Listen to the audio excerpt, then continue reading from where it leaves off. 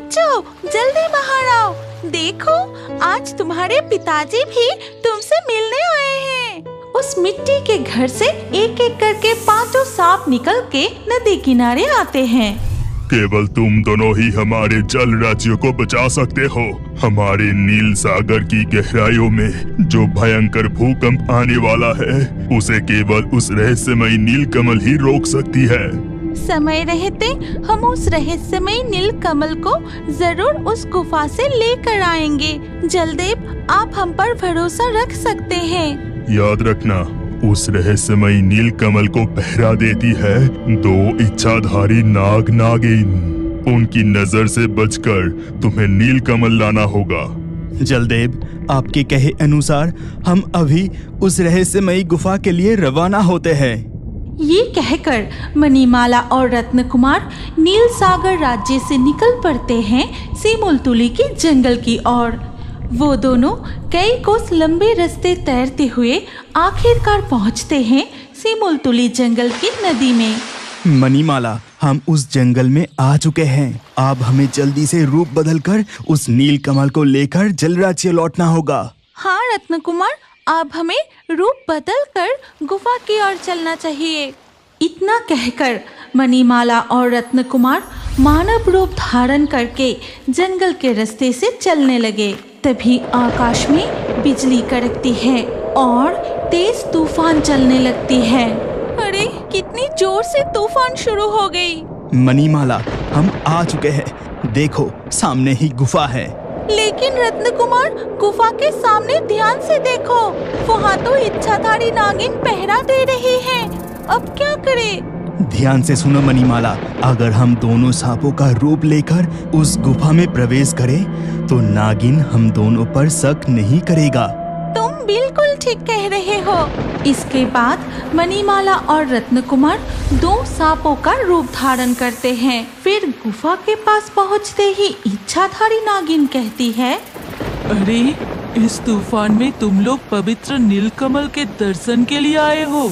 ठीक है, जल्दी दर्शन करके गुफा से निकल आओ। नागराज लौटते ही हम गुफा के द्वार बंद करके हम भी हमारे घर लौट जाएंगे।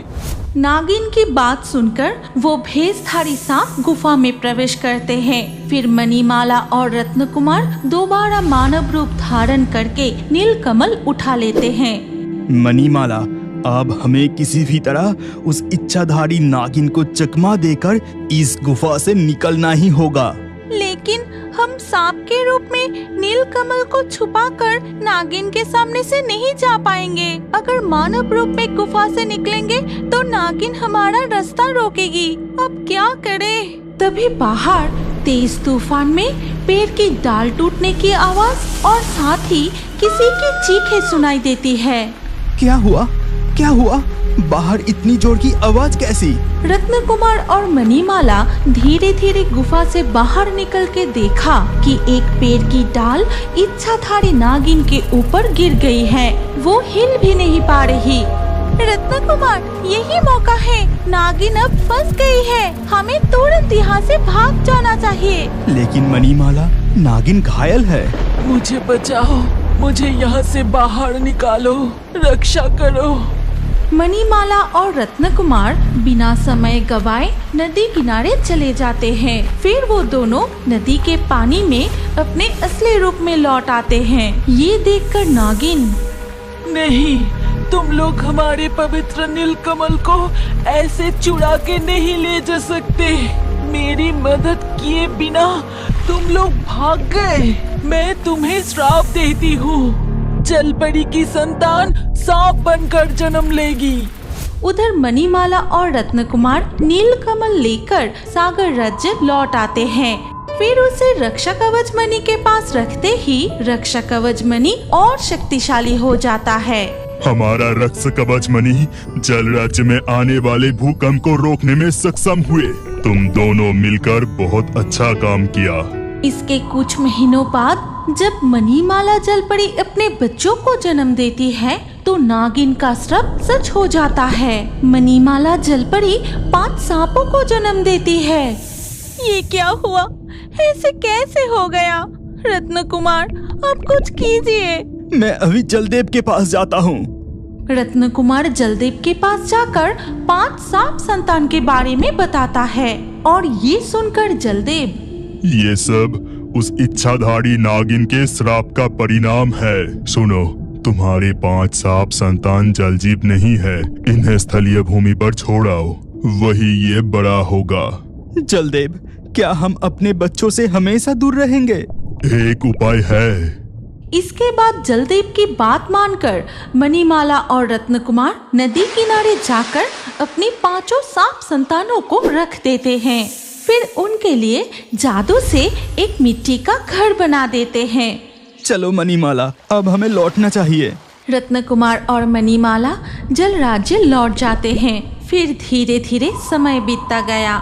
मणिमाला कभी कभी नदी किनारे जाकर अपने 5 सांप बच्चों से मिलती है और जादू करके वो 5 कटोरियों में उन्हें दूध पिलाती है। फिर मणिमाला जल राज्य लौट जाती है और ऐसे ही दिन बीतने लगे।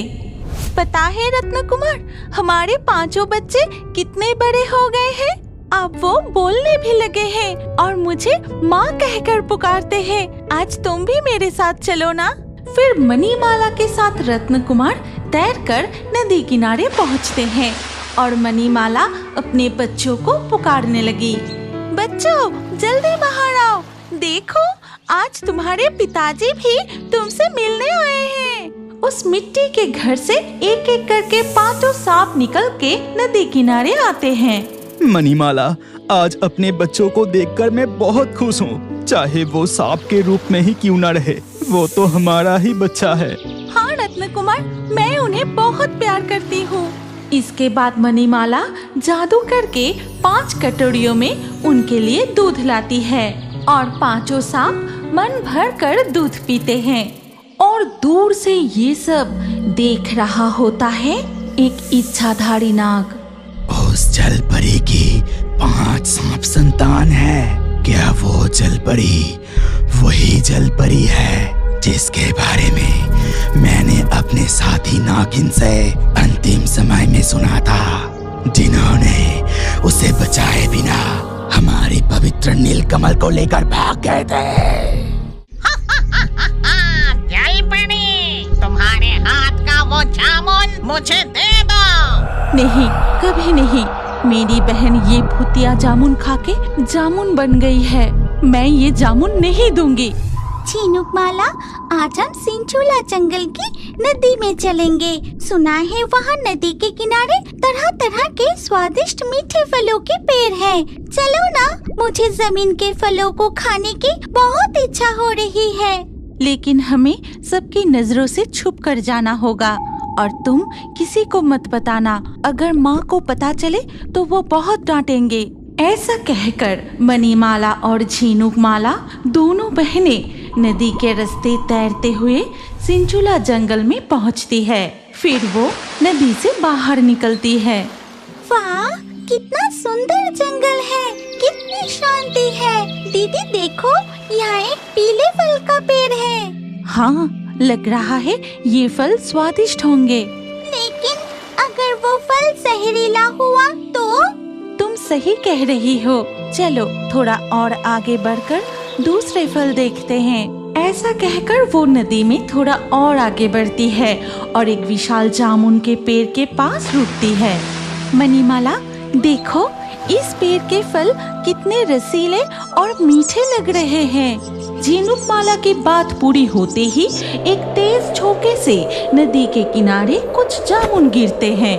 ऐसा देख हम यहाँ आते ही हवा में इतने सारे फल गिर गए। जरूर प्रकृति चाहते हैं कि हम ये फल खाएं। फिर मणिमाला जैसे ही जामुन का गुच्छा उठाती है, तभी टूनी चिड़िया कहती है, मत खाओ, मत खाओ वो फल बहुत खतरनाक है।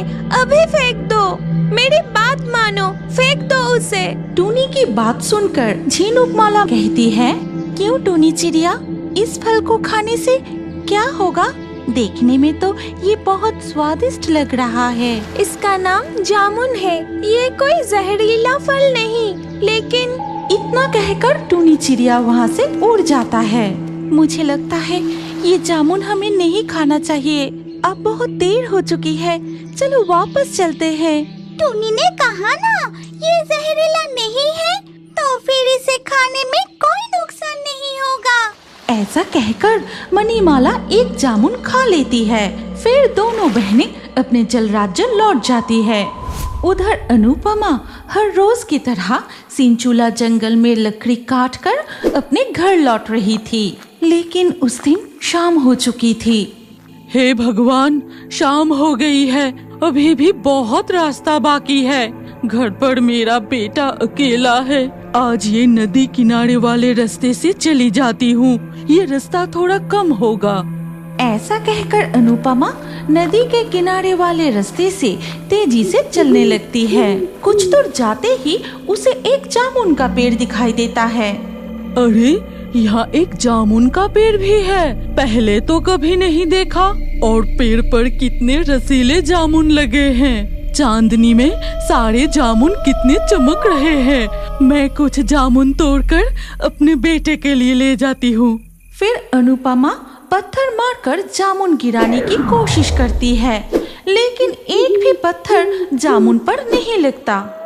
अरे, एक भी पत्थर जामुन पर नहीं लग रहा। अगर थोड़ी हवा चलती तो कुछ जामुन जमीन पर गिरते। तभी अचानक एक तेज हवा की झोंका चलने लगती है और उससे कुछ जामुन जमीन पर गिरती है। अरे, जैसे ही मैंने कहा वैसे ही तेज हवा चलने लगी। अब फटाफट जामुन उठा के घर चलती हूँ। तभी अनुपमा के पीछे एक डरावनी चुड़ैल प्रकट होती है और वो फुसफुसा कर कहती है, यूरे, जामुन उठाकर बेटे के लिए ले जाएगी, खुद नहीं खाएंगी। खाकर देख, ये जामुन बहुत मीठा है। कौन बोल रहा है? अरे बाप रे, चुड़ैल, छोड़ दो मुझे तुम मत मारो। छोड़ दूंगी, लेकिन एक शर्त पर। पहले तुझे एक जामुन खाना होगा। खा जल्दी। डर के मारे जैसे ही अनुपमा एक जामुन खाती है, तुरंत ही उसका शरीर काले जामुन जैसा हो जाता है और वो एक जामुन बन जाती है। फिर चुड़ैल उस जामुन को उठाकर पेड़ पर लगा देती है। इसी तरह मैं अपने जामुन के पेड़ को भरती रहूंगी। वो चल पड़े, मेरी जामुन खाकर भाग तो गई, लेकिन अब तक वो भी जामुन बन गई होगी। अगर वो जल परी वाली जामुन मिल जाती तो बहुत ही अच्छा होता।